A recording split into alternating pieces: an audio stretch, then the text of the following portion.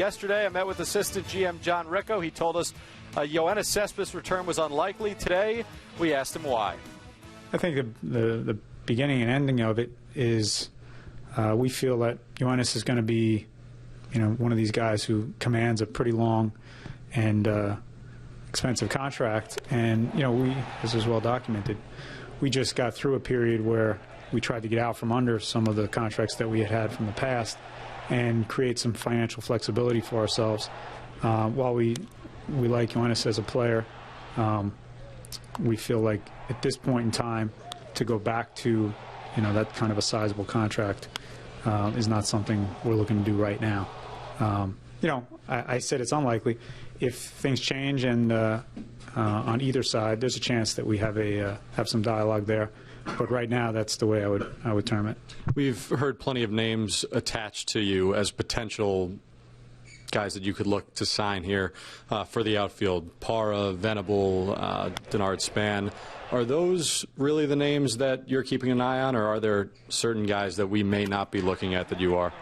Yeah, those are some of the names. I'm not going to kind of give you all the names that we're looking at because there's some strategy involved in that.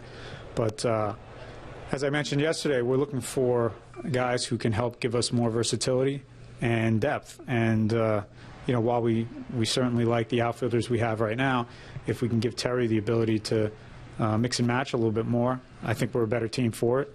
It also gives them the ability to rest some of those guys, and that will help them be better as well. So we're trying to build a deeper team and supplement what we already have, and those types of names we think fit that bill. A couple of those names, Parra, Span, they're leadoff hitters for their careers. When you look at what Granderson did last year, should you sign one of those guys, is there a potential that he shifts back into a different role? I think there is, and that obviously is something Terry would have to decide. But, Curtis has hit in a few different places in a lineup successfully throughout his career. The most recent of which has been a leadoff spot, and we're certainly happy with what he did there last year, and we know he can do that again.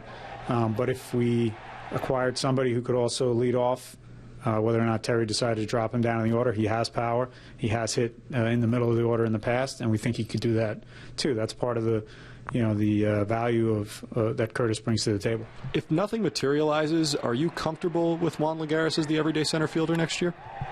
Yeah, I mean, we signed Juan to a long-term deal last year with the idea that he would be our center fielder, and we still believe he can be that on a full-time basis. But the reality is we're also a team coming out of the World Series, and we need to be looking to make sure we improve this club any way possible, and that's an area where we think by increasing our outfield depth, we can get better. When you look at Michael Conforto, obviously a very impressive rookie season last year, do you look at him as now the everyday left fielder, or does he still need to show you something, especially against lefties? I think from the front office standpoint, we were extremely happy with the way he came up and produced right away. But we also have to acknowledge that he's a young player who there's going to be some more growing pains before he's a finished product. And again, if we can add some outfield depth that can help Terry put him in places where he can succeed and put him out there when he's healthy and fresh, he's going to be better for it. So while we like him a lot, we don't see any harm in getting some players who can complement him as well.